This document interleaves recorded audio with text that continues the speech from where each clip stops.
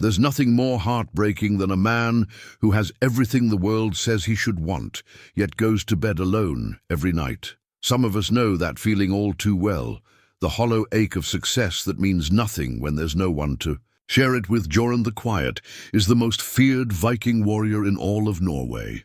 He has gold, land, and respect, but at 43 he sits by his fire each evening in complete silence, watching the flames die, just like his hope for a family. The village treats him like a dangerous relic. No woman dares approach him. Then, one night, a simple farm girl named Runa walks up to his hearth. She's not afraid. She's not impressed by his wealth. Instead, she offers him the one thing money can't buy: a future filled with children and love. Can a gentle heart truly heal a warrior's soul? Before we jump back in, tell us where you're tuning in from, and if this story touches you, make sure you're subscribed, because tomorrow I've saved something extra special for you. The morning mist clung to the fjord like a shroud, and Jorund the Quiet stood at the edge of his wooden dock, watching the sun struggle through the grey. His longhouse behind him stretched wide and empty, its carved dragon head staring blindly into the dawn. 20 rooms built for a clan, occupied by one man and his ghosts. In his massive hand, he turned over a silver-rimmed drinking horn, its surface worn smooth by countless fingers now buried beneath Norwegian soil. This horn had once passed between brothers in arms around roaring fires, filled with mead and laughter that echoed off shield walls and ship hulls. Now it collected dust on his table, as forgotten as the songs they used to sing. Jorund was a mountain of a man standing nearly 7 feet tall, with shoulders broad enough to block a doorway. His hair, once golden as summer wheat, had turned the color of winter frost, braided with leather cords and silver rings earned in distant battles. Scars mapped his arms like rivers across a landscape, each one a story, each one a life he'd taken or a friend he'd lost. His eyes, pale blue as glacier ice, had seen more death than most men could imagine. But this morning, like every morning for the past 3 years, he stood alone. The village of Nordvvic stretched along the water's edge below his hill, smoke rising from modest hearths where families gathered for their morning meal. Children's laughter carried on the wind, bright and carefree, cutting through him sharper than any blade ever had. He knew those sounds once. He'd had sons of his own, 2 boys with their mother's gentle eyes and his stubborn jaw. They'd perished in the same fever that took their mother, their small bodies laid to rest beside her in the frozen ground. That was 12 winters ago, and Jorund had not spoken their names aloud since. He'd tried to fill the emptiness with gold and glory. There had been raids to the Western Islands, battles along the Scottish coasts, ships heavy with silver and amber returning to cheering crowds. The skalds sang of Jorund the Quiet, the warrior who spoke little but struck like thunder. They called him the ghost of the northern seas, the man who could appear from fog and vanish like smoke, leaving only empty enemy ships in his wake. But gold could not warm a cold bed, and glory could not ease the silence of an empty hall. His longhouse bore testament to his wealth. Carved pillars supported a roof of imported oak, tapestries from distant lands covered the walls, and chests overflowing with silver arm rings and amber beads sat untouched in dark corners. The great hall could seat 50 men for a feast, but Jorund ate his meals alone, at a small table by the fire, his footsteps echoing in the vast space like a lonely heartbeat. The people of Nordvvic respected him, certainly. They brought their disputes to his door when the chieftain was away, knowing his word carried weight, but they also feared him. Mothers pulled their children closer when he passed, and young men averted their eyes rather than risk his attention. Even the warriors who had sailed with him spoke to him with careful deference, as if he might suddenly remember he was a killer and act accordingly.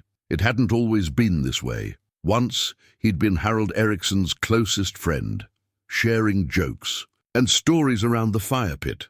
Once he'd bounced village children on his knee and taught boys to hold a shield properly. But grief had changed him.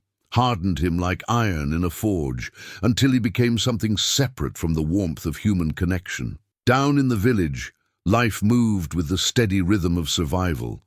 Fishermen mended nets while their wives tended.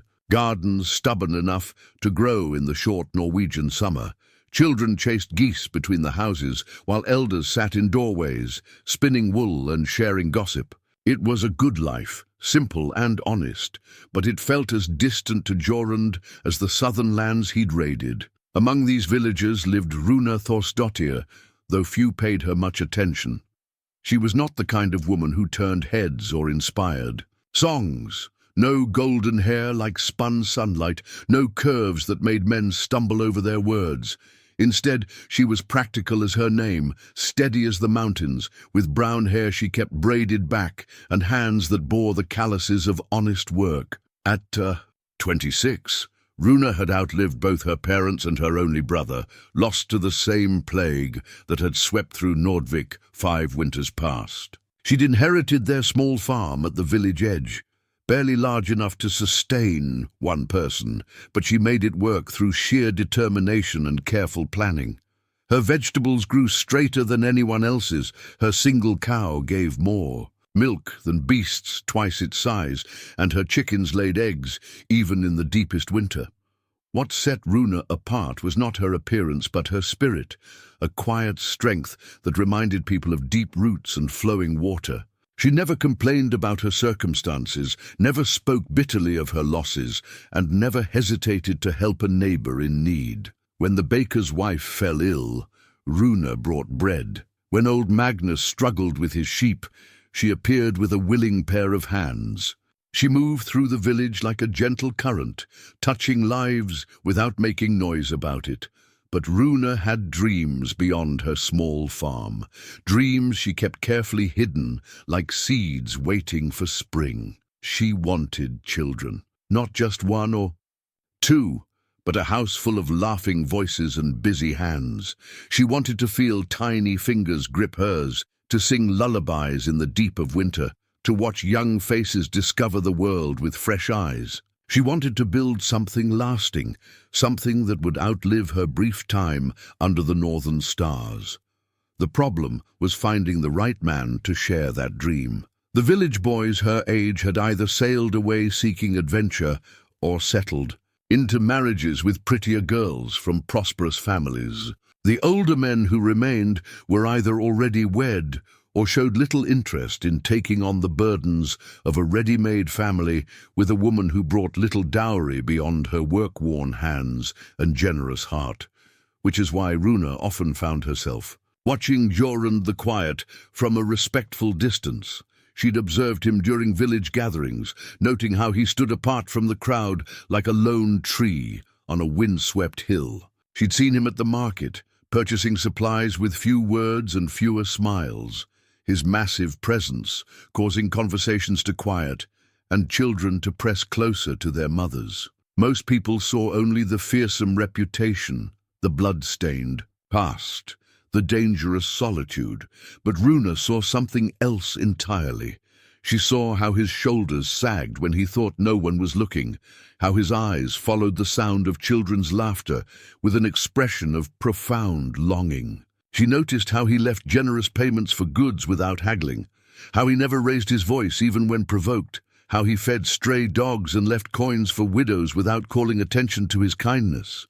Most telling of all, she'd watched him visit the small graveyard on the hill above his longhouse every week, kneeling beside 3 weathered stones for long minutes before returning to his empty halls. A man who remembered his dead with such faithfulness, she reasoned, was a man who understood the value of family. The autumn was deepening into its final weeks, painting the mountainsides in shades of gold and crimson that took the breath away. Soon, winter would lock the fjord in ice and snow, driving people indoors to huddle around their fires and wait for spring's eventual return. It was a time when the wise prepared not just their stores of food and fuel, but their hearts for the long months of darkness ahead.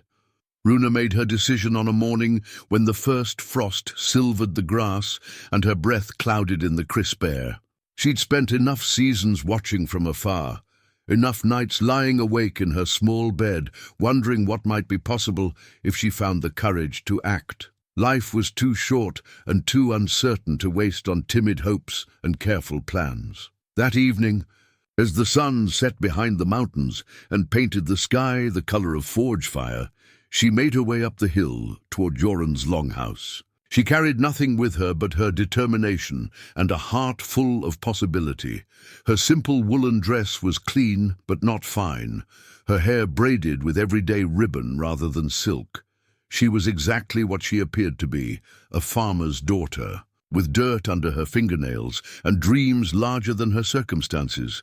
The longhouse loomed before her like a slumbering giant, its carved beams and decorated eaves speaking of wealth and status far beyond her own humble station. Light flickered through the windows, and she could smell the smoke of a peat fire mixed with the aroma of roasted meat. Somewhere inside, the most feared warrior in 3 kingdoms sat alone with his supper and his memories. Runa paused at the great wooden door, her hand raised to knock, her heart beating so hard she was certain it could be heard across the valley. This was madness, surely. What could a simple farm girl offer to a man who had seen the world and conquered half of it? What words could bridge the vast gulf between their stations, their experiences, their very different ways of moving through life? But then she thought of empty cradles and silent halls, of dreams deferred and chances lost to hesitation. She thought of Jorund's lonely figure standing at his dock each morning, gazing across water that reflected nothing but his own solitude. And she thought of her own small farm, tidy and productive, but echoing with the absence of the family she longed to nurture. Sometimes, she realized, the simplest truths were also the most powerful. Sometimes what seemed like madness was actually the deepest wisdom. And sometimes the greatest courage was found not in facing down enemies with sword and shield, but in opening one's heart to the possibility of joy. Runa knocked firmly on the door and waited to see if her future would answer. The door opened slowly, revealing Jorund's imposing frame, silhouetted against the warm light of his hall. For a moment, neither spoke. He looked down at her with those pale blue eyes that had seen countless battles, while she looked up at him with brown eyes that held no fear, only a quiet determination that surprised them both. "Runa Thorsdottir," he said finally, his voice deep and measured like distant thunder. It wasn't a question. In a village the size of Nordvvic, everyone knew everyone, even if they rarely spoke.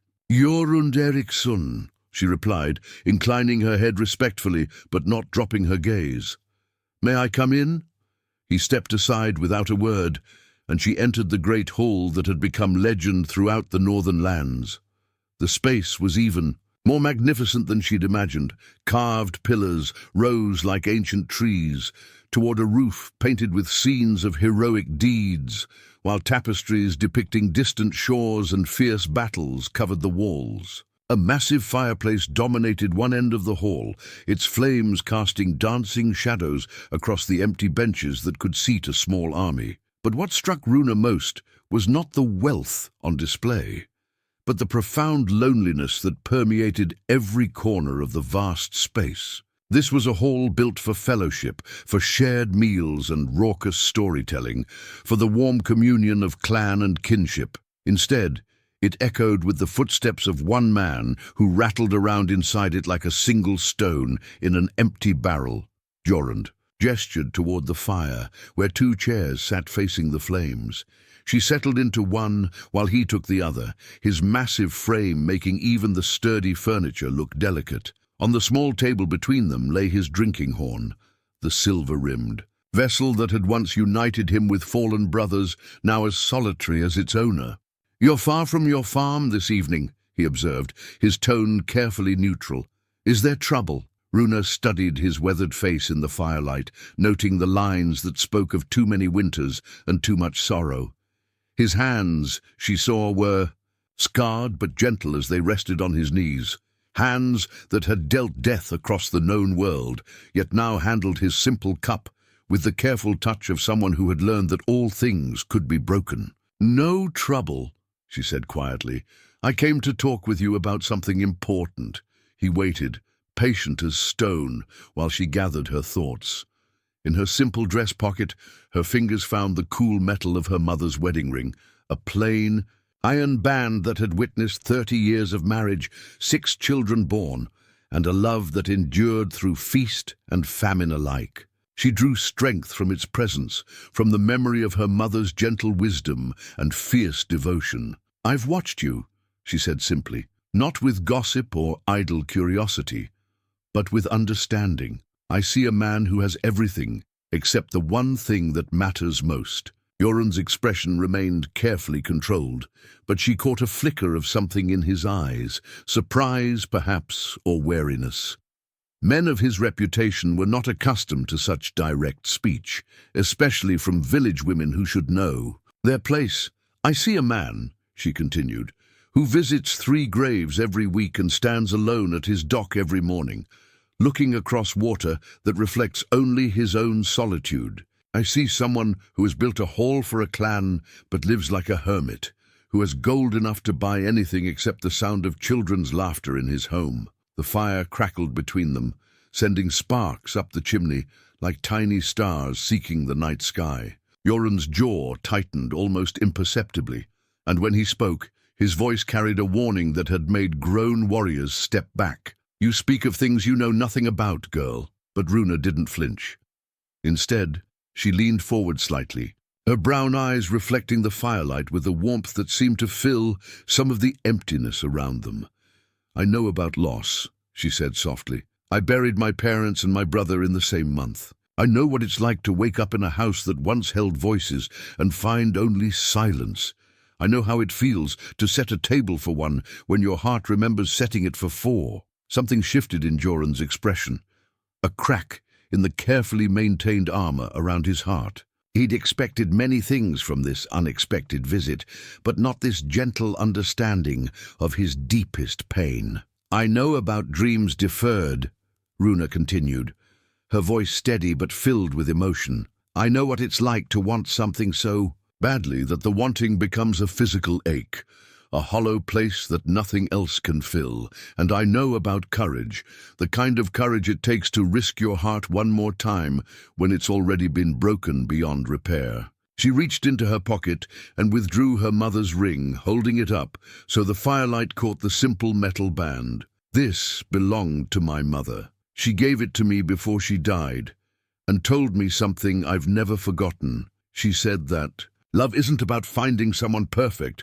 or someone safe or someone who makes sense to the rest of the world. Love is about finding someone whose heart beats in rhythm with yours, someone who sees the same future when they close their eyes."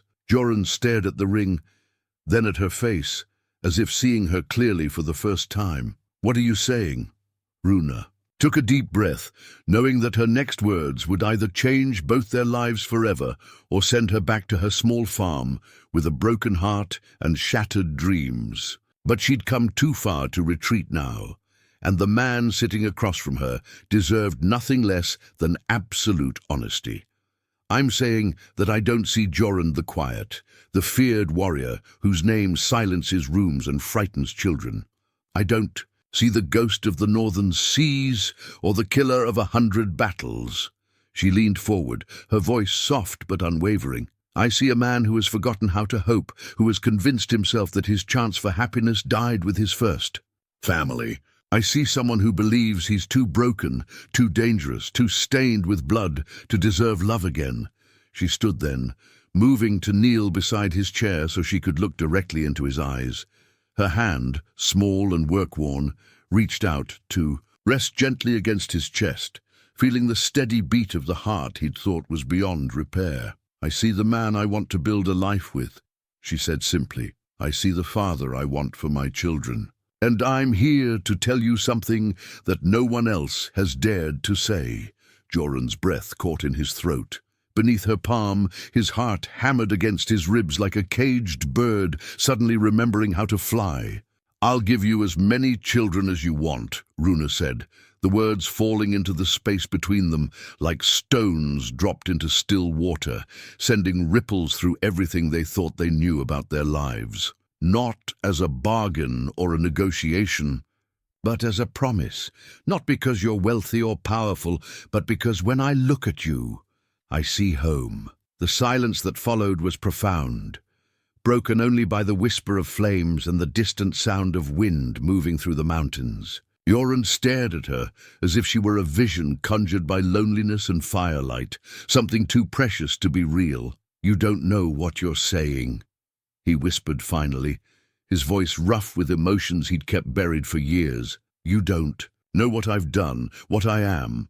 "I know you're a man who grieves his losses instead of forgetting them," she replied firmly. "I know you're someone who remembers the dead with flowers and visits, who leaves generous payment without expecting thanks, who feeds stray dogs and helps widows without calling attention to your kindness. I know you're exactly the kind of man who would protect a family with his life and love his children with his whole heart." She squeezed his hand gently. "I know you're tired of being alone, and I know I'm tired of waiting for a sign that will never come. Sometimes the bravest thing we can do is reach for what our hearts want, even when the world tells us we're foolish for trying." Jorund closed his eyes, and for the first time in 12 long winters, he allowed himself to imagine it. This small, fierce woman heavy with his child, their children running through halls that echoed with laughter instead of loneliness, a future that held creation instead of destruction. When he opened his eyes again, Runa was still there, still real, still offering him something he'd thought was lost forever. And in that moment, the lonely giant who had conquered distant shores discovered that the greatest victory might be learning how to surrender. The morning after Runa's visit brought a frost so heavy it turned the world silver, each blade of grass sheathed in ice that caught the early light like scattered diamonds. Jorund stood at his usual place on the dock, but everything felt different now. The water still reflected his solitude, but beneath the surface something had shifted, a current of possibility that hadn't been there the day before. He turned her mother's wedding ring over in his palm, the simple iron band she'd pressed into, his hand before leaving the night before. "Keep this," she'd said quietly.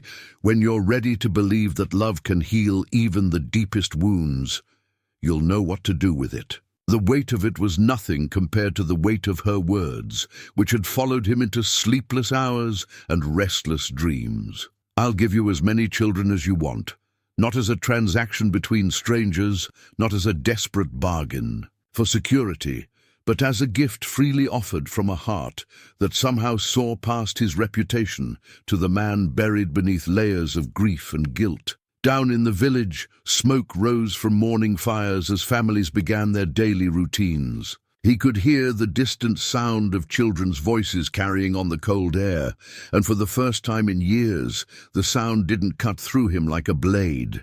Instead, it stirred something he'd thought was dead, a tentative hope that perhaps his story wasn't finished after all. But hope, he'd learned, was a dangerous thing for a man like him. Hope could make you careless, could make you forget the fundamental truth that everything you loved would eventually be taken away. He'd hoped once before, had built his life around the warmth of a wife's smile and the laughter of his sons. When Viva had stolen them all in the span of a week, hope had nearly destroyed him. The rational part of his mind catalogued all the reasons why Runa's offer was impossible. She was too young, too innocent, too good for a man whose hands were stained with blood from a dozen different shores. The village would whisper about the strange match, the feared warrior and the simple farm girl, the killer and the nurturer, the giant and the dove. Some would call her mad for throwing her life away on a man twice cursed by tragedy, yet even as his mind marshaled these arguments, his heart whispered different truths. She wasn't a child despite her youth. 26 winters had taught her about loss and survival, about the careful balance between hope and pragmatism that kept people alive in a harsh world. Her eyes held depths that spoke of wisdom earned through suffering, and her hands bore the calluses of someone who understood the value of honest work. More troubling still was the way she'd looked at him, not with the fear or careful respect he'd grown accustomed to, but with a steady acceptance that seemed to see straight through his defenses to the lonely man beneath. When she'd knelt beside his chair and placed her hand on his chest, she hadn't flinched at what she found there. Instead, she'd offered to help him build something new from the ashes of what he'd lost. As the sun climbed higher, Jorund made his way back to the longhouse, his boots crunching through frost-stiff grass. Inside, the great hall felt both too large and too small, too large for one man's simple needs, too small to contain the sudden expansion of possibility that Runa had brought with her quiet courage.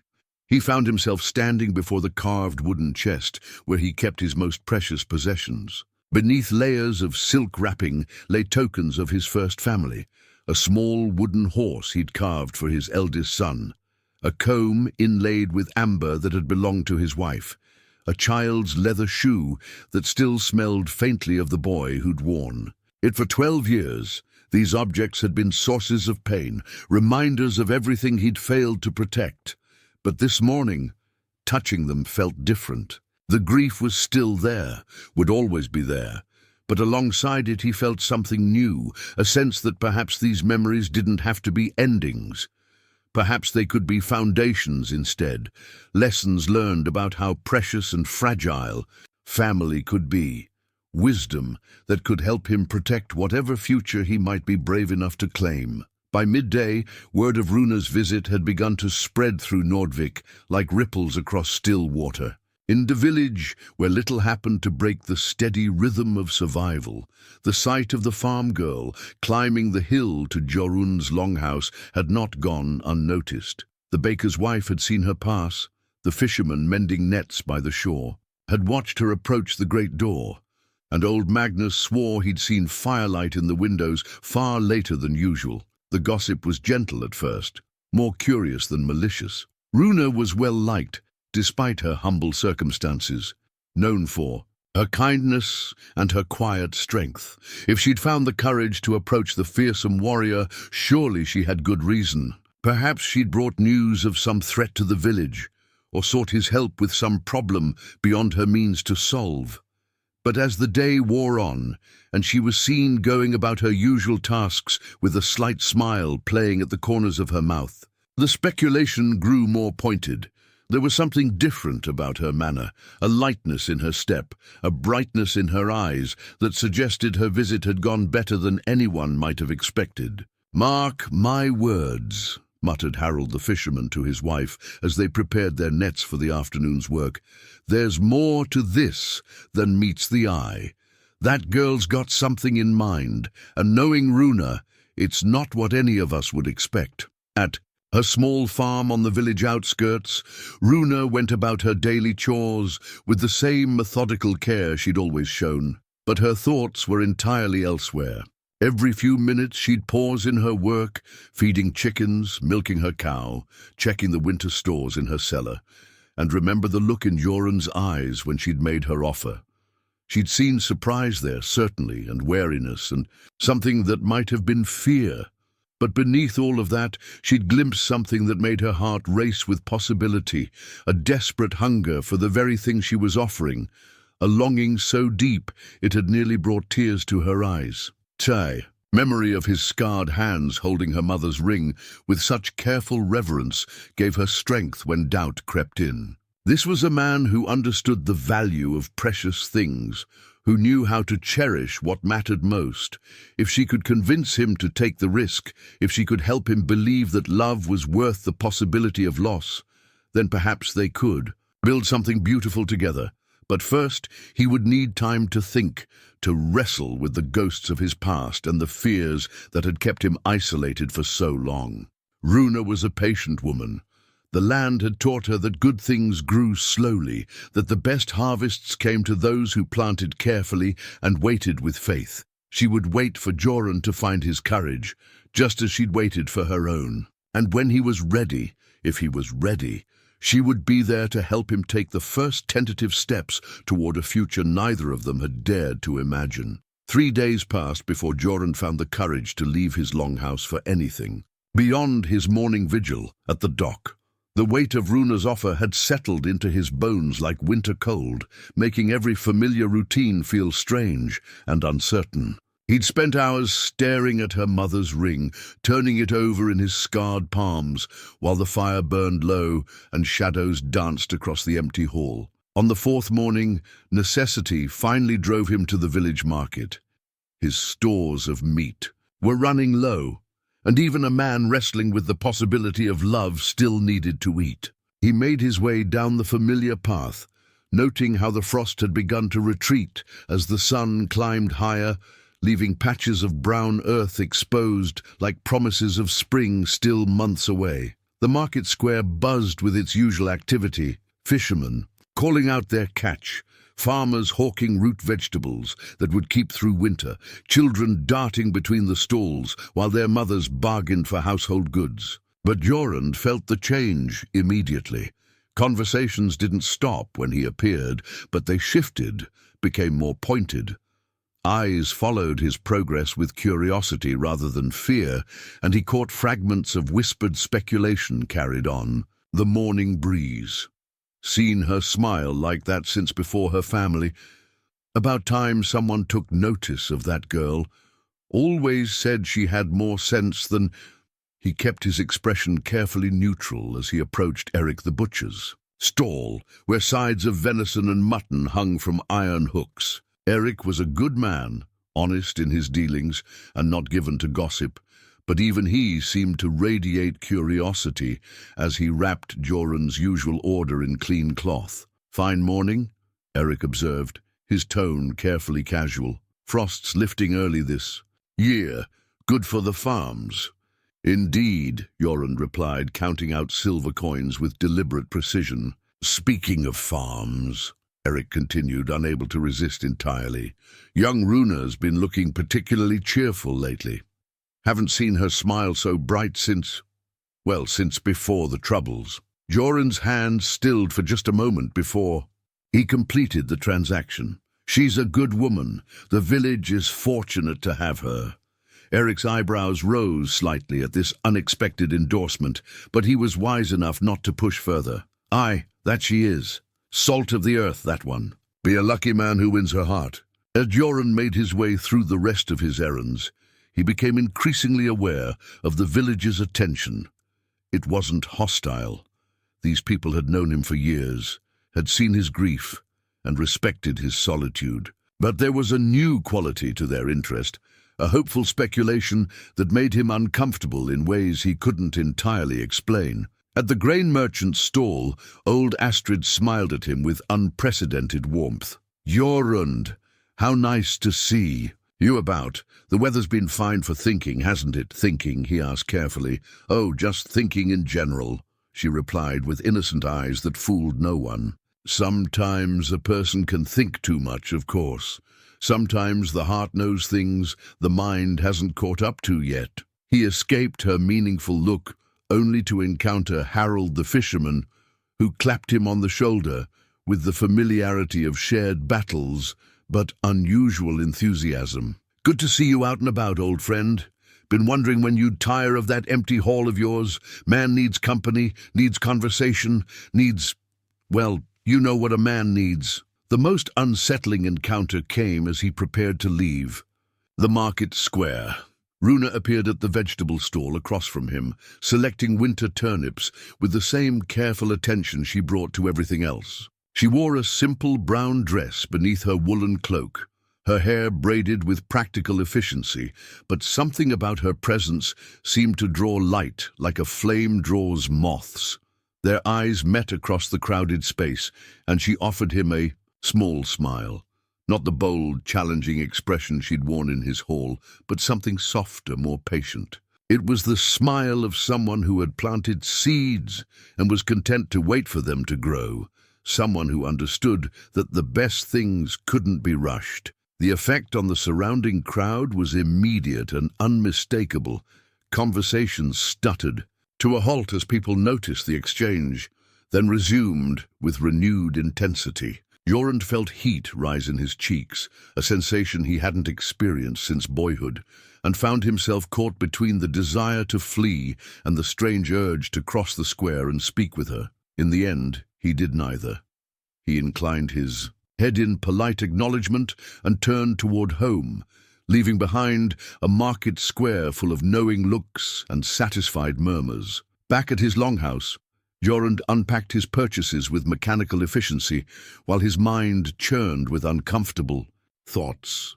The village's reaction had made something clear that he'd been trying to avoid.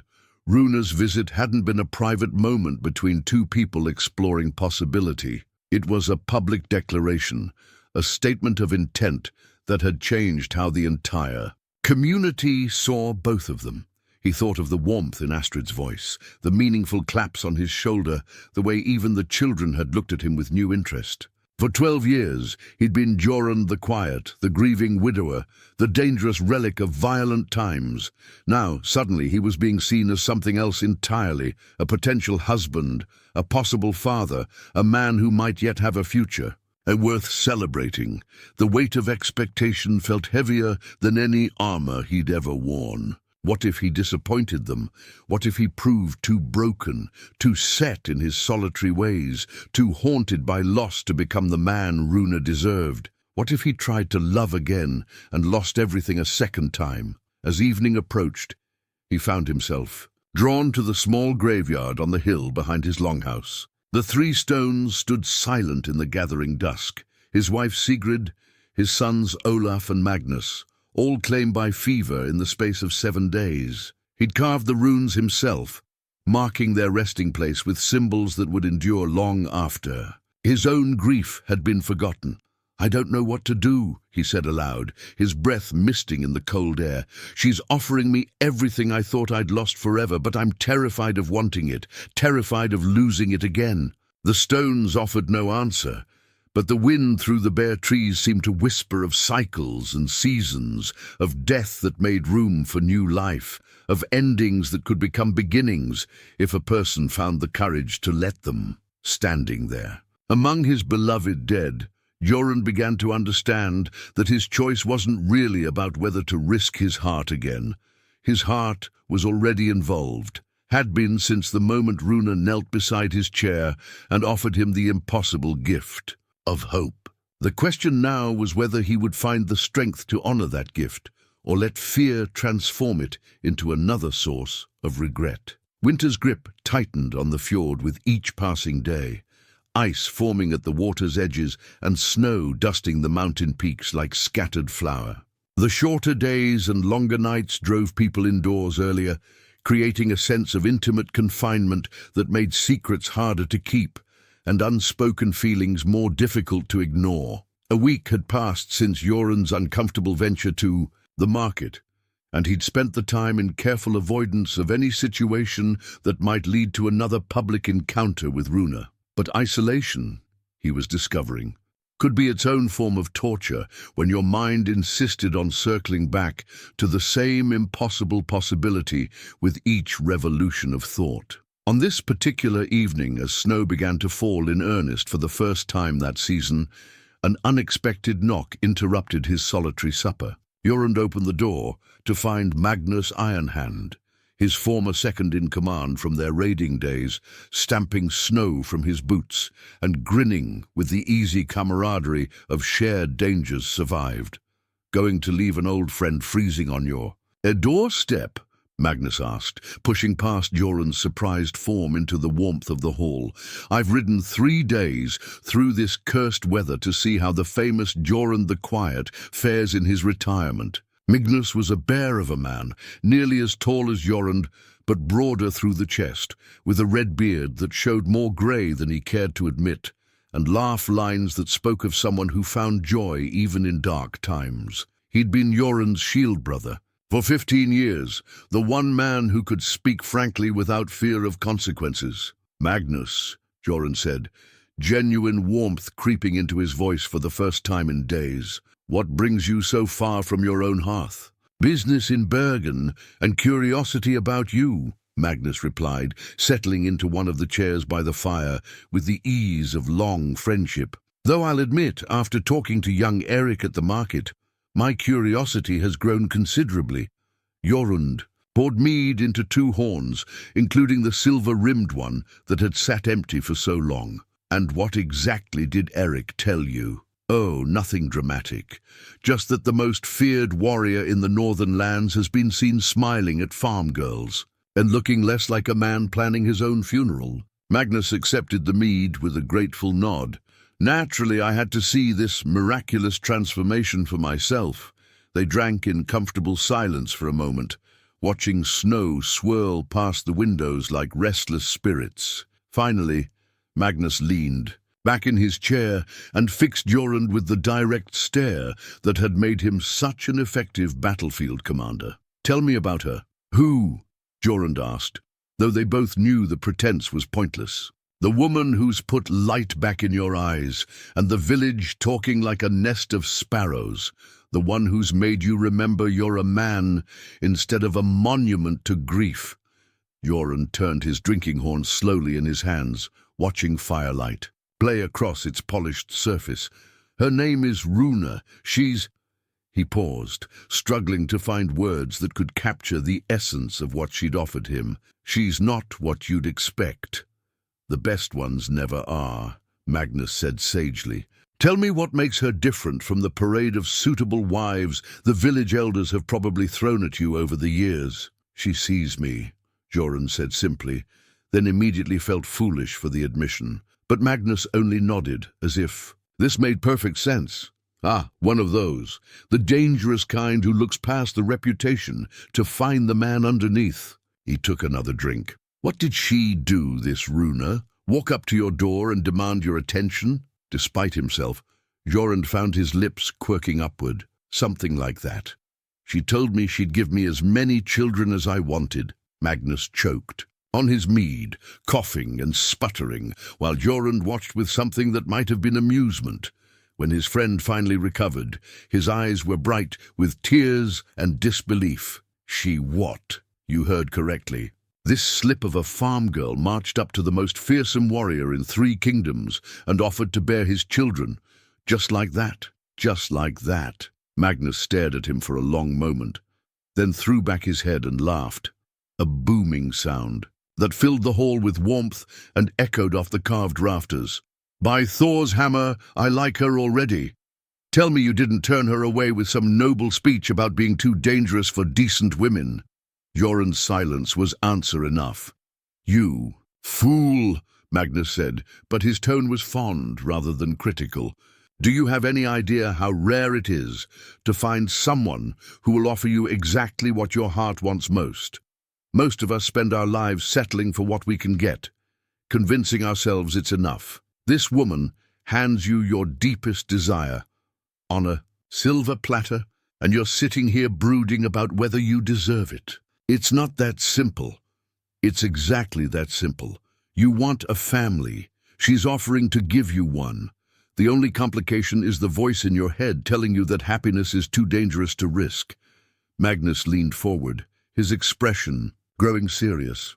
"I was there when you lost Sigrid and the boys. I saw what it did to you, how it nearly destroyed the strongest man I've ever known. But I also saw you rebuild yourself, saw you find purpose in protecting others, in being someone people could depend on when everything else fell apart." He gestured toward the empty hall around them. "This isn't living, old friend.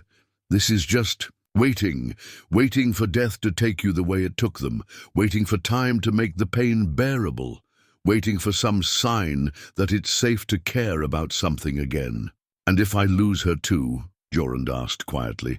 "If I open my heart and the gods decide to tear it away again, then you'll grieve, and eventually you'll heal, and you'll have had whatever time you were given together. But if you don't try, if you let fear keep you in this beautiful prison you've built, then you'll spend the rest of your life wondering what might have been." Magnus stood and moved to the window, looking out at the snow-covered village below. "Do you know what I see when I look at this place? I see families gathered around their fires, children listening to stories, men and women building something together that will outlast them both. That's what we fought for all those years. Not gold or glory, but the right to create something meaningful in the brief time we're given." He turned back to Jorund, his weathered face earnest in the firelight. "You've spent 12 years honoring the dead. Maybe it's time to start honoring the living, including yourself." The two men sat in contemplative silence as the fire burned lower and snow continued to fall outside. Finally, Magnus rose to leave, wrapping his heavy cloak around his shoulders and pulling on his gloves. "I'll be staying at the inn tonight, heading back to Bergen tomorrow," he said. "But before I go, let me leave you with some wisdom from an old warrior who's made his share of mistakes." He placed a heavy hand on Jorund's shoulder. "The bravest thing you ever did wasn't facing down enemies on foreign shores. It was allowing yourself to love Sigrid and the boys, knowing that loving someone means giving them the power to destroy you. That courage is still there, buried under all this careful isolation. The question is whether you'll dig it out before this remarkable woman decides you're not worth waiting for." After Magnus left, Jorund remained by the fire long into the night, his friend's words echoing in the vast emptiness of his hall. Outside, the snow fell steadily, blanketing the world in pristine white that made everything look new and full of possibility.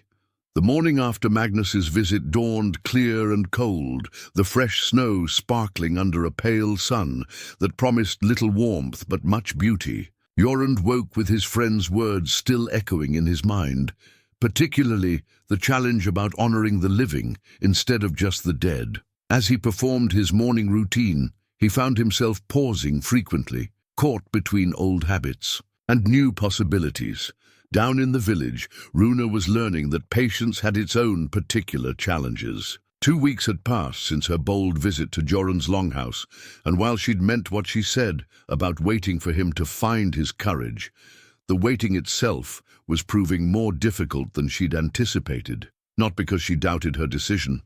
Every morning, she woke more certain that her heart had chosen correctly, but because the village's well-meaning attention was beginning to wear on her like water against stone. Every conversation at the market included meaningful glances.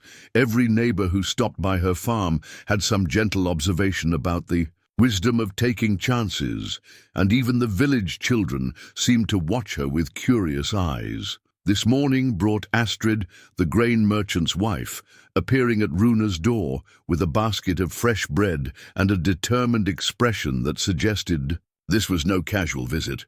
"Good morning, dear," Astrid said, settling herself at Runa's kitchen table without invitation. "I thought you might enjoy some of my honey bread while we have a little chat." Runa poured ale for both of them and waited, knowing from experience that Astrid's little chats were rarely about the subjects they appeared to address. "It's about Jorund," Astrid said finally, abandoning any pretense of subtlety. "The whole village knows you've taken an interest in him, child, and we're all pleased as can be. But some of us are wondering if you might need a bit of guidance." "Guidance?" Runa asked carefully. "Well, you're a dear girl, but you've never been married. And Jorund, well, he's a complicated man. Lost his first family, carries more grief than any person should have to bear. It might help to know a bit about how to navigate such waters."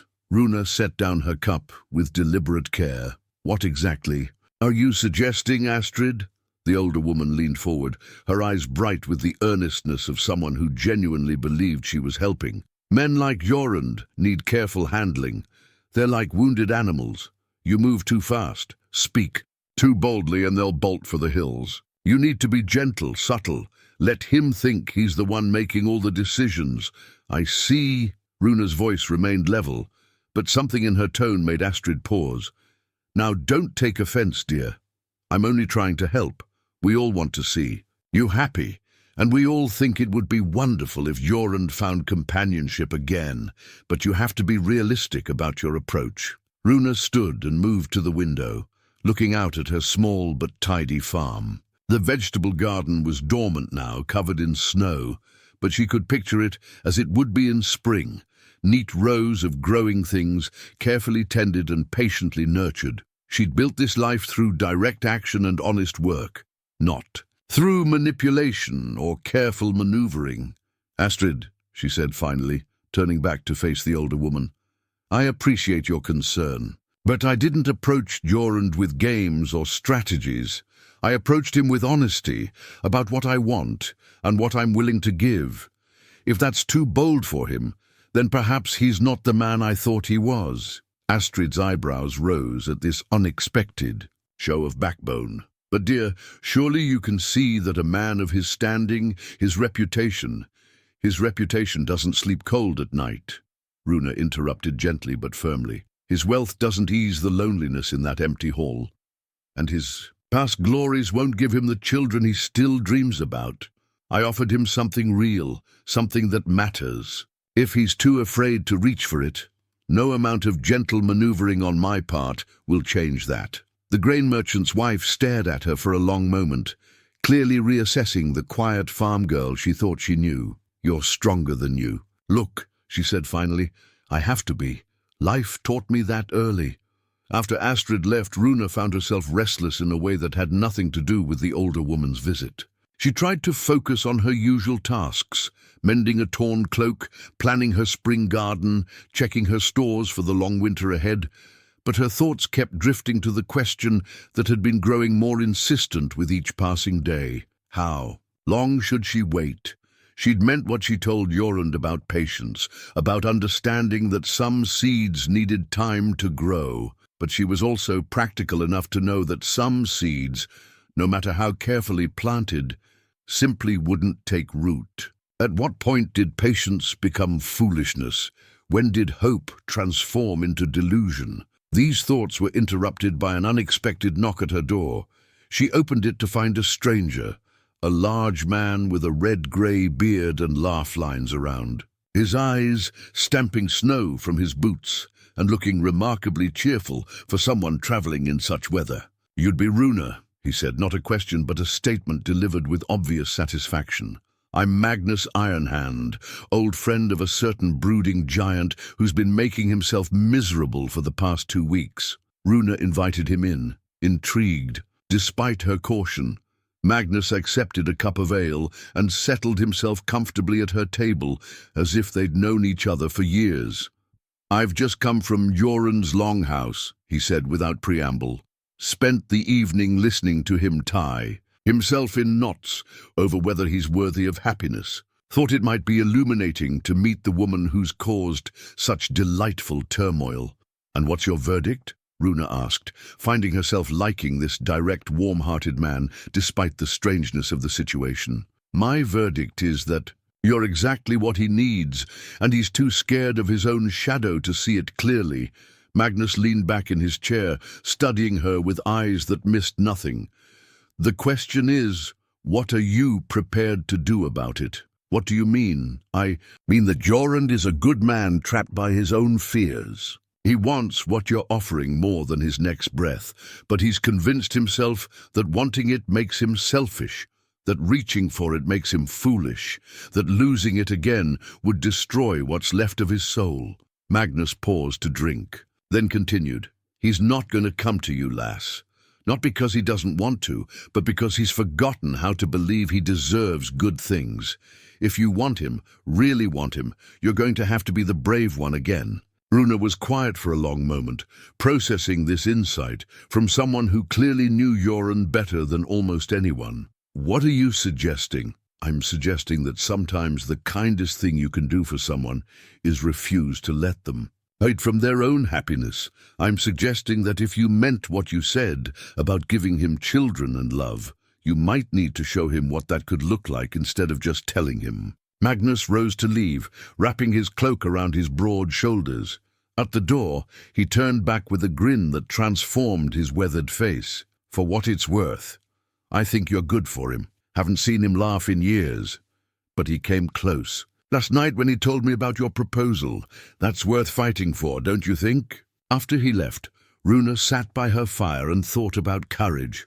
Not the momentary burst that had carried her to Jorund's door, but the sustained kind that kept pushing forward even when the outcome remained uncertain. Outside, snow continued to fall, But inside her small house, she felt the first stirrings of a new plan beginning to take shape. The plan that had begun forming in Runa's mind after Magnus's visit took 3 days to fully crystallize, and another 2 to gather the courage to execute. It was audacious, possibly foolish, and completely contrary to every piece of advice the village women had offered about proper courtship, which, she decided, made it perfect for a situation that defied conventional wisdom.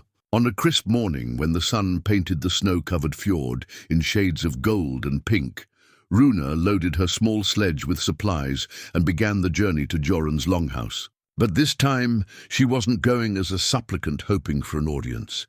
This time, she was going as a woman determined to show a stubborn man exactly what he was refusing to claim. She'd spent the previous evening preparing a feast worthy of a chieftain's hall: roasted goose stuffed with herbs from her carefully preserved garden, honey cakes that filled her small house with their warm sweetness, turnips glazed with the last of her summer honey, and a rich stew that had simmered all night over her fire. The sledge groaned under the weight of iron pots and covered dishes, along with her mother's finest wooden plates and the silver cup that had been her grandmother's. But food was only part of her plan. Hidden beneath the feast supplies lay something far more precious: her mother's wedding dress, carefully preserved in aromatic herbs and wrapped in the softest linen she owned. It was a simple garment by noble standards, made of good wool, dyed the deep blue of summer twilight. But it had been worn by a woman who'd found happiness with a man everyone said was wrong for her. As Runa's sledge carved tracks through the fresh snow toward Jorund's hill, she thought about her parents' unlikely marriage. Her mother had been the blacksmith's daughter, respectable but not wealthy, while her father had been a younger son with no inheritance and a reputation for wild ideas about farming techniques that flew in the face of tradition. Everyone had predicted disaster, but they'd built a love that lasted 30 years and produced 6 children who knew themselves cherished. Sometimes, Runa reflected as she climbed the familiar path, the heart knew things the mind hadn't yet discovered. Sometimes the most important truths were the ones that made no sense to anyone else. Jorund opened his door to find her standing on his threshold once again, but this time she wasn't alone. The sledge behind her spoke of serious intentions, and the determined set of her shoulders suggested this wasn't a social call. "Runa," he said, surprise evident in his voice. "What? I've come to cook for you," she announced, shouldering past him into the hall with an armload of supplies. "And before you object, this isn't charity or pity or any of the other reasons you'll invent to refuse. This is me showing you what having a family feels like." She set down her burden and turned to face him, her brown eyes bright with resolve. "You've spent 2 weeks thinking about my offer, weighing it against your fears and your past and all the reasons it might be impossible. But thinking only takes you so far. Sometimes you need to feel something to understand whether it's real." Jorund stood frozen in his doorway, watching as this small, determined woman proceeded to transform his empty hall into something that resembled a home. She moved with economic efficiency, unpacking dishes and arranging them on his massive table, building up his fire until it roared with welcoming warmth, filling the space with aromas that spoke of care and nurturing and the deep satisfaction of feeding someone you loved. "You can't just," he began, but she cut him off with a look that brooked no argument. "I can and I am. You said I don't know what I'm offering, what kind of life I'd be choosing, so I'm going to show you." She began unwrapping dishes, revealing the feast she'd prepared. "This is what it would be like, Jorund, coming home to a hall that smells like dinner instead of emptiness, sitting down to meals prepared by hands that know your preferences, eating food seasoned with affection instead of duty." She moved around the hall as she spoke, lighting oil lamps that cast warm pools of light across the carved walls, arranging his chairs near the fire in a way that encouraged conversation rather than solitary brooding. With each small change, the vast space seemed to shrink and warm, becoming less of a monument to past glory and more of a shelter for present contentment. "This is what Sunday mornings would feel like," she continued, pulling her mother's wedding dress from its careful wrapping. The blue wool caught the firelight like captured sky, simple but beautiful in its very practicality. Waking up beside someone who chooses to be there, planning the day together over morning ale, knowing that whatever comes, you won't face it alone. Jorund found his voice at last, though it came out rougher than intended. "Runa, you can't know, I can't know, that you'll lose me too." She folded the dress carefully, holding it against her chest like armor made of hope. "You're right, I can't promise that death won't take me, any more than you can promise it won't take you. But I can promise that whatever time we have will be filled with something besides regret and loneliness."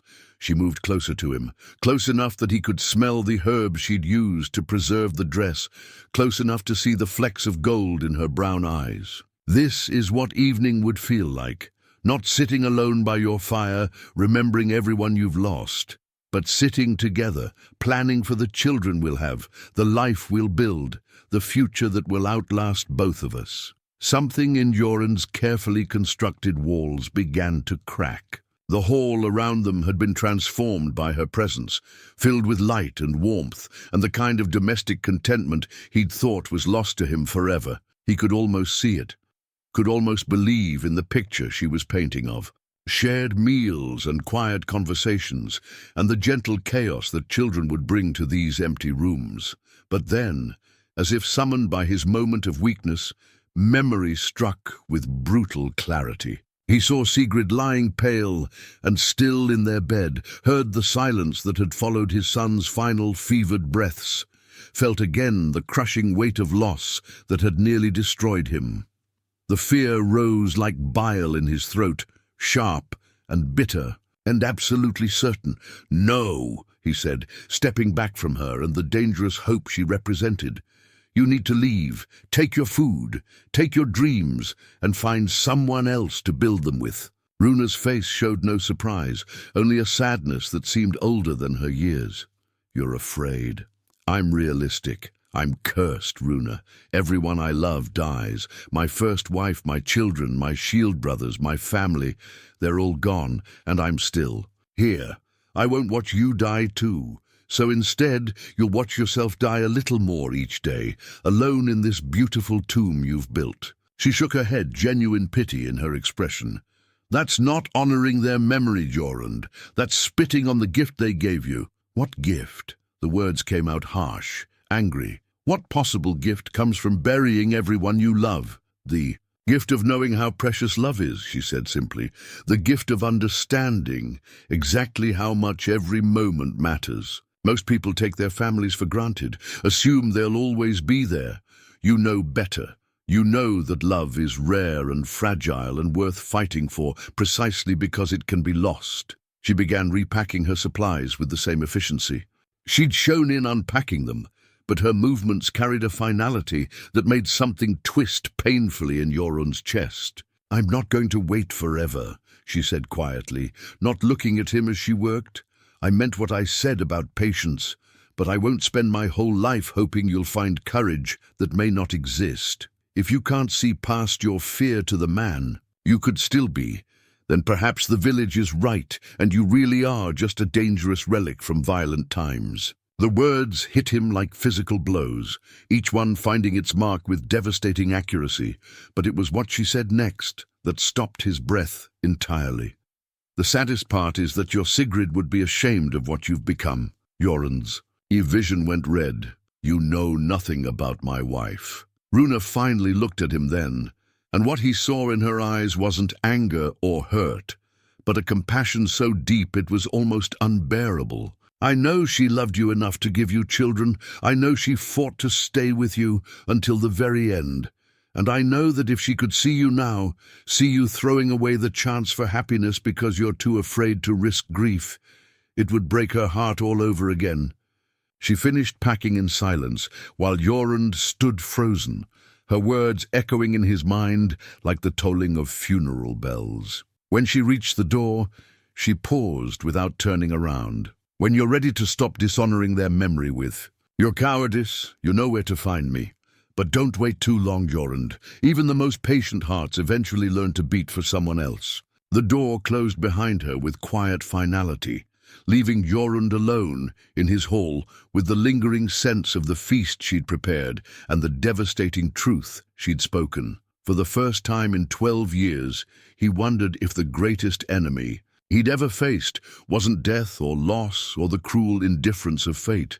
Perhaps it was his own fear. The 3 days following Runa's devastating visit were the longest of Jorund's life. Her words had taken root in his mind like thorns. Impossible to ignore and growing more painful with each passing hour. He found himself moving through his empty hall like a ghost haunting familiar spaces, seeing everything she'd briefly transformed with fresh eyes that made the emptiness unbearable. Sigrid would be ashamed of what you've become. The accusation followed him everywhere, to his cold bed where he lay sleepless, staring at carved ceiling beams that seemed to mock him with their intricate beauty, to his morning vigil at the dock where the water reflected not just his solitude, but his self-imposed exile from life itself, to the graveyard where he knelt before 3 stones that suddenly seemed less like monuments to love and more like evidence of his failure to honor what they'd shared. On the 3rd night, he found himself holding Runa's mother's wedding ring again, turning the simple iron band in his scarred palms while the fire burned low. She'd pressed it into his hands with such quiet confidence, as if she'd known even then that he would need its reminder of what love could accomplish when courage matched it. He thought of her parents' unlikely marriage, a blacksmith's daughter, and a younger son with wild ideas, building something beautiful despite everyone's predictions of failure. He thought of Sigrid, who'd chosen him when he was nothing but a young warrior with more ambition than sense, who'd seen something worth loving in the rough edges he hadn't yet learned to smooth. And he thought of Runa herself, who'd looked past his fearsome reputation to the lonely man beneath and offered him exactly what his heart craved most. 3 women, 3 chances at happiness, 3 opportunities to choose love over fear. He'd been brave enough to reach for it twice. Why was the 3rd time proving so much harder? Because a treacherous voice whispered in his mind, "This time, you know exactly what losing it costs." But as he sat there in the vast emptiness of his hall, surrounded by wealth that felt like ash and glory that tasted of dust, Jorund began to understand that Runa had been right about something else entirely. This wasn't living. This was simply a more elaborate form of dying, drawn out over years instead of moments, but no less final in its way. The sound of footsteps on his threshold interrupted these dark thoughts. He opened the door expecting to find Magnus returned from Bergen, or perhaps one of the village elders with some dispute requiring resolution. Instead, he found Harold the fisherman standing in the swirling snow, his weathered face creased with concern and something that might have been anger. "We need to talk," Harold said without preamble, pushing past Jorund into the hall with the familiarity of someone who'd known him for 30 years.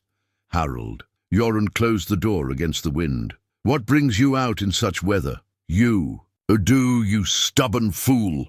Harold settled himself by the fire without invitation, his blue eyes bright with an intensity that reminded Jorund why this man had been such an effective raid leader in their younger days. "The whole village is talking about what happened 3 days ago, and frankly, we're all wondering if you've lost what sense the gods gave you." "I don't know what you mean." "Don't play innocent with me, Jorund. Runa Thorsdottir loaded a sledge with enough food to feed a small army and hauled it up this hill to cook for you. She spent half a day turning this tomb into something that looked like a home, and you sent her away. Are you completely mad?" Jorund poured ale for both of them, his movements careful and controlled. "My personal affairs are hardly the village's concern. They are when they involve the best woman in 3 kingdoms and the most pig-headed warrior in the northern lands." Harold accepted the cup but set it aside untouched. "Do you know what she's done since you threw her kindness back in her face? Didn't She's begun making preparations to leave Nordvvic. The words hit Jorund like an axe blow to the chest. His carefully controlled expression cracked, revealing the shock beneath. Leave. Astrid saw her at the market yesterday, buying supplies for a long journey. Salt pork, dried fish, warm traveling clothes. When pressed, Runa said she'd decided to visit her cousin in the eastern settlements. Maybe spend the rest of winter there. Maybe longer. Harold leaned forward, his weathered face earnest in the firelight. She's running, old friend, and who can blame her? She offered you her heart on a silver platter, and you handed it back like it was something distasteful. What did you expect her to do? Wait around indefinitely while you decide whether happiness is worth the risk? Jorund set down his cup with hands that trembled slightly. The thought of Runa leaving, of never again seeing her quiet strength or patient smile, sent panic racing through his veins like ice water. He'd grown accustomed to knowing she was there in her small farm, going about her daily routines, waiting with the patient faith of someone who understood that good things took time to grow. When? He asked hoarsely. Tomorrow morning, if the weather holds. She's arranged passage with Bjorn the trader. He's making a run to the eastern settlements before the worst storms hit. Harold's expression softened slightly. There's still time, if you can find the courage to stop her. After Harold left, Jorund found himself pacing the length of his hall like a caged wolf, his mind churning with possibilities and regrets. Tomorrow morning, less than 12 hours to decide whether he would let the best thing that had happened to him in 12 years slip away forever, or find the strength to claim the future she'd offered. He thought of Magnus's words about honoring the living, instead of just the dead. He thought of Runa's devastating accusation about dishonoring his family's memory through cowardice. Most of all, he thought about what his life would look like if she left. Not just the immediate future of long winter nights alone, but the years stretching ahead with nothing but emptiness and regret for company.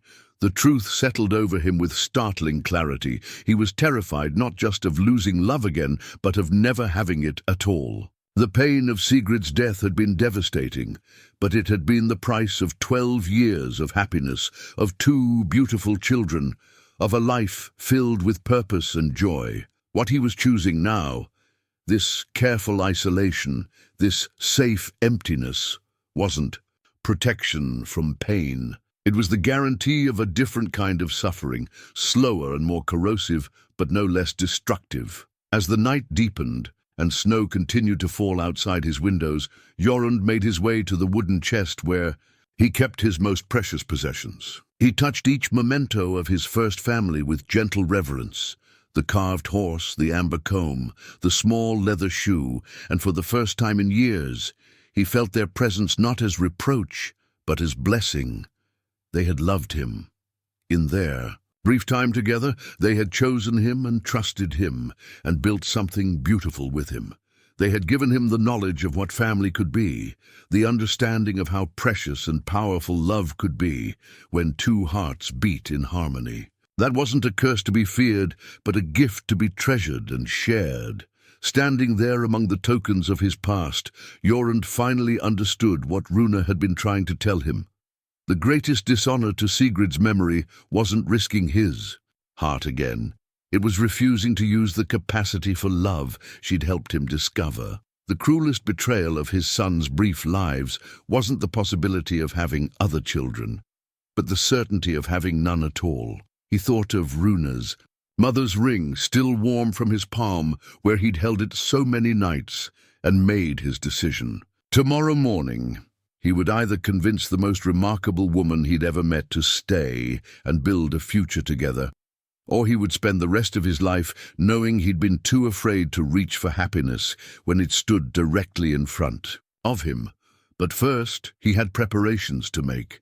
If he was going to ask Runa to risk her heart on a broken-down warrior with more scars than sense, then he owed her more than just words. He owed her proof that he understood the magnitude of what she was offering and the depth of what he wanted to offer in return. Moving with purpose for the first time in days, Jorund began to plan for the most important battle of his life. not against enemies or fate, or the cruel indifference of the gods, but against the fear that had held him prisoner far longer than any dungeon ever could. The morning would bring his chance to choose courage over cowardice, love over safety, hope over the certainty of regret. And this time, God's willing, he would choose correctly. Dawn came grey and cold, with snow clouds hanging low over the fjord like a promise of harder weather to come. Jorund had not slept, but his sleeplessness felt different from the restless nights that had plagued him for weeks. This was the wakeful alertness of a warrior preparing for battle, every sense sharp and focused on the task ahead. He stood before his polished bronze mirror, seeing himself clearly for the first time in years. The man looking back was still imposing, broad, shoulders that spoke of strength, pale blue eyes that had seen the far edges of the world, silver-streaked hair that caught the morning light like spun metal. But there was something new in his expression, something that had been absent for too long, hope tempered with determination. Moving with deliberate care, he donned his finest clothes, not the simple wool and leather he wore for daily tasks, but garments worthy of the most important moment of his life. A tunic of deep blue wool that brought out his eyes, leather breeches soft as silk, and over it all the silver arm rings and neck chain that marked his status as a warrior of renown. Not to impress Runa with his wealth, but to show her that he understood the magnitude of what she'd offered, that he was willing to meet her courage with equal seriousness of purpose. From the wooden chest came one final item, his grandfather's cloakpin, wrought silver in the shape of a raven that had been in his family for 5 generations. It had been passed down from father to eldest son, a symbol of continuity and hope for the future. Today, it would serve a new purpose. The village was already stirring when he made his way down the hill, smoke rising from hearths as families prepared for the day. But his destination lay at the outskirts, where Runa's small farm sat like a jewel of careful cultivation in the harsh landscape. He could see light in her windows and movement in her yard. She was already preparing for her journey, just as Harold had warned. As he approached her gate, Jorund felt the familiar tightness in his chest that had accompanied every moment of real consequence in his life. The sensation that had gripped him before his first battle, before proposing to Sigrid, before holding each of his newborn sons. It was fear and anticipation, and the electric awareness that this moment would define everything that came after. Runa emerged from her house carrying a traveling pack, her simple brown dress covered by a warm cloak and her hair braided for the road. She moved with the efficient purposefulness of someone who had made a difficult decision and was determined to see it through. When she saw him standing at her gate, she stopped so suddenly that snow scattered from her boots. For a long moment, they simply looked at each other across the space that seemed both impossibly vast and heartbreakingly small. Her face showed surprise, wariness, and something that might have been hope carefully held in check. Jorund. Her voice was steady, but he caught the slight tremor beneath the surface. I wasn't expecting to see you. Harold told me you were leaving. He pushed open her gate and stepped into her yard, each footfall deliberate and measured. I came to ask you not to. And why would you do that? There was no anger in her tone, only a tired sadness that cut him deeper than any blade ever had. You made your feelings quite clear the other night. My feelings, yes, but not my fears. He stopped just close enough to see the gold flecks in her brown eyes, close enough to catch the scent of the herbs she used to wash her hair.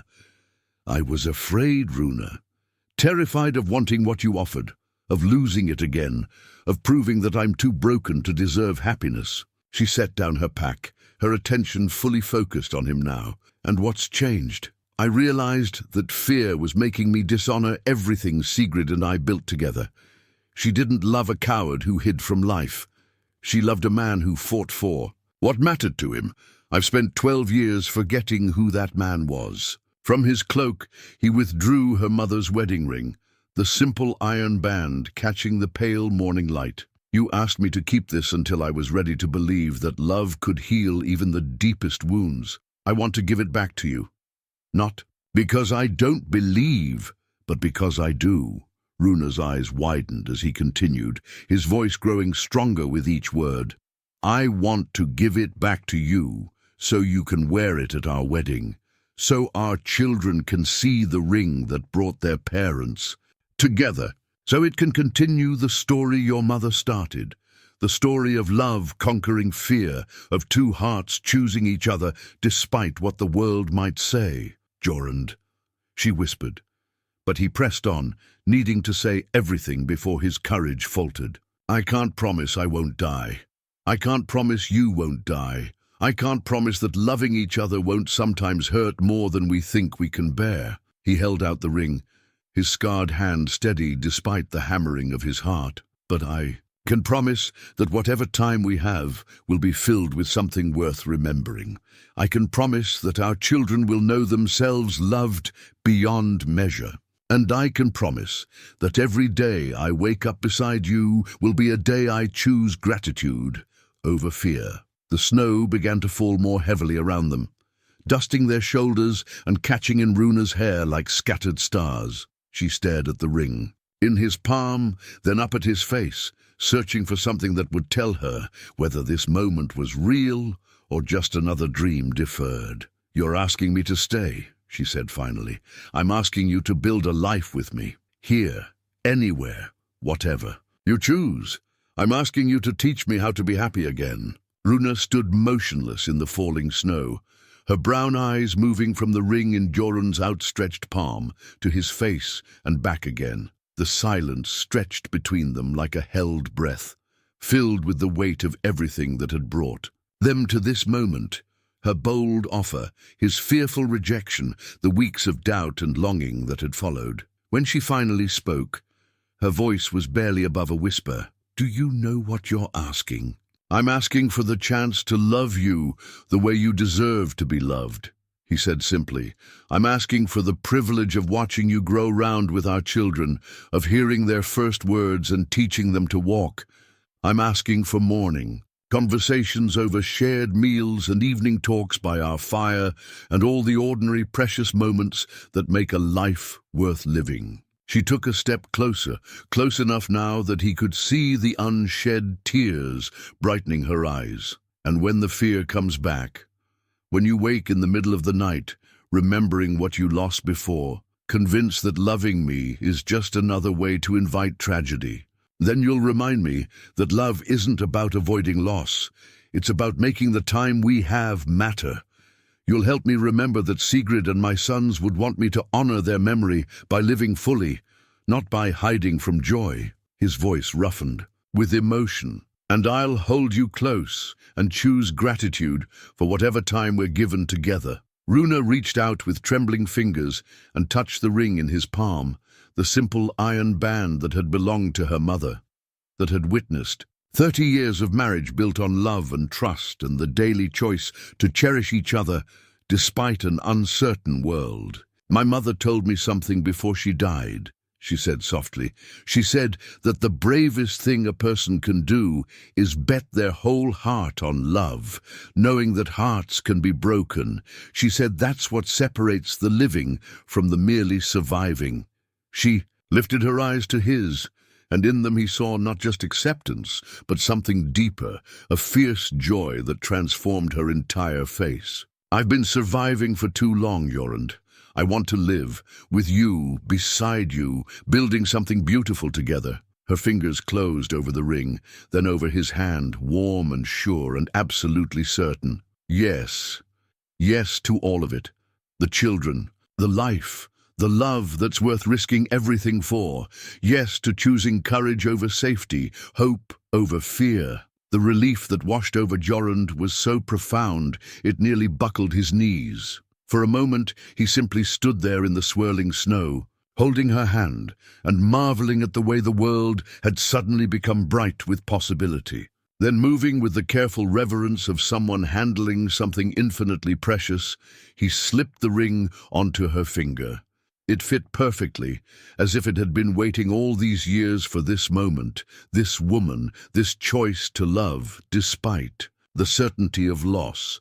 The simple iron band caught what light filtered through the snow clouds, humble but beautiful in its very practicality. "There's something else," Runa said, her voice dancing with suppressed laughter. "Something I need to tell you before we go any further." Jorund's heart stuttered for a moment, fearing some obstacle he hadn't considered. "What is it?" Instead of answering with words, she placed his large, scarred hand against her still flat belly, holding it there with both of hers, while she searched his face for his reaction. Understanding dawned slowly, like sunrise after the longest night. His eyes widened, then softened with an emotion so deep it made his chest ache. "How long have you known?" "I suspected the night I came to your hall with the feast. I've been certain for a week." Her smile was radiant, transforming her practical features into something luminous. "I was going to tell you that night, but then you—" "I was an idiot," he finished, wonder and regret warring in his voice. "You were already carrying our child, and I sent you away. Our child who will know from their first breath that they are wanted, loved, treasured beyond measure." She leaned into his touch, their joined hands cradling the new life they'd created. "Our child who will grow up in a house full of laughter instead of silence, surrounded by siblings and love, and all the beautiful chaos of a family that chose each other." Jorund gathered her into his arms then, holding her close, while snow fell around them like a blessing. He could feel the future taking shape in his mind, their wedding in the spring, her growing round with their child through the summer, the sound of children's voices filling his empty hall with joy. But most of all, he could feel the fear that had held him prisoner for so long finally loosening its grip. Not disappearing entirely, he suspected it would always be there, a reminder of how precious love could be, but transforming into something else. Into gratitude for second chances, into determination to protect what they were building, into the kind of fierce tenderness that made ordinary moments sacred. "I love you," he whispered against her hair, the words he'd thought he'd never say again, falling as easily as breathing. "I love you, and I choose this. Every day for the rest of our lives, I choose this, and I choose you," she whispered back, her voice filled with all the happiness he'd thought was lost to him forever. The lonely giant who forgot how to hope, and the family we're going to build together.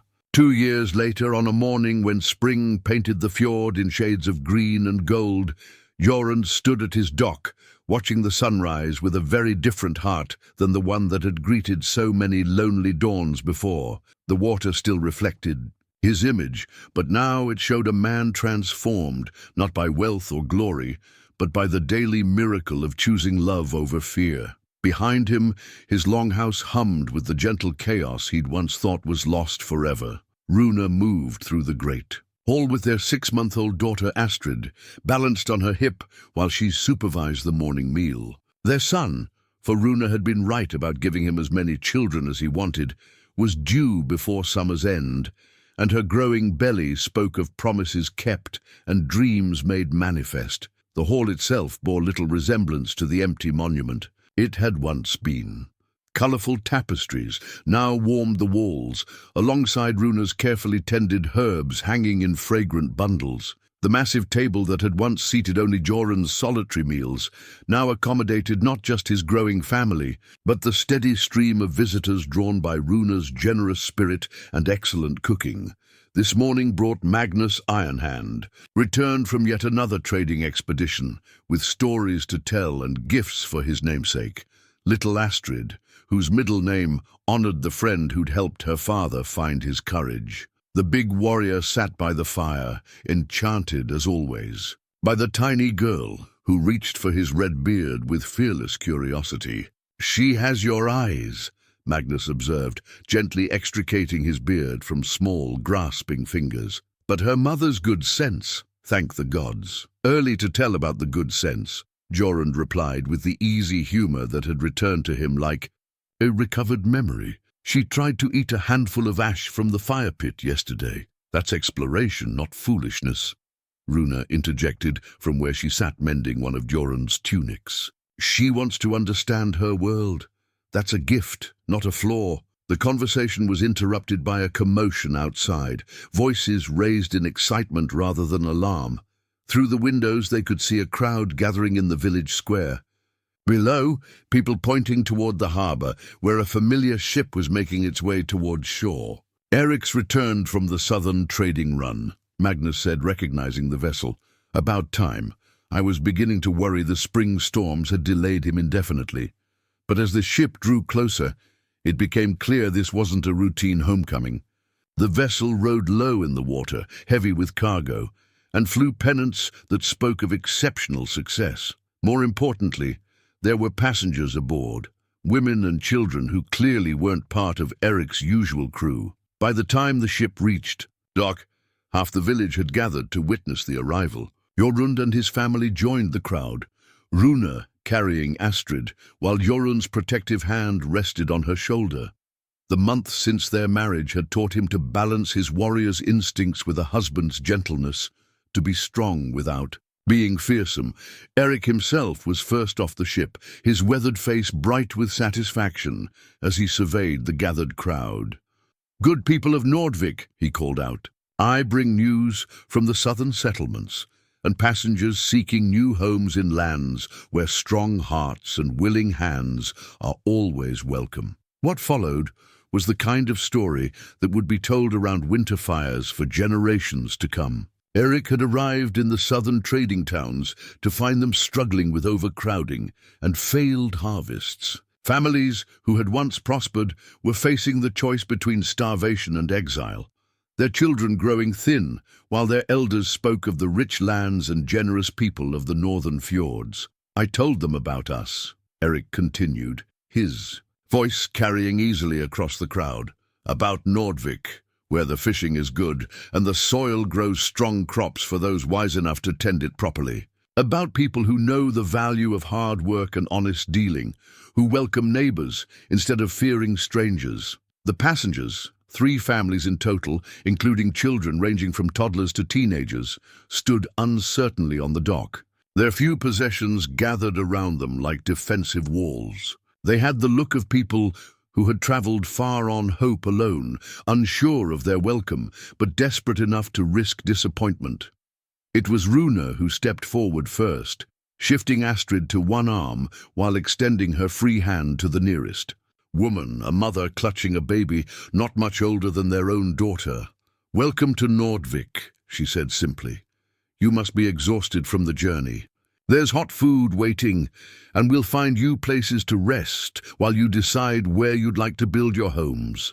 The response was immediate and overwhelming. The villagers surged forward with offers of assistance, temporary shelter, and the kind of practical help that transformed strangers into neighbors.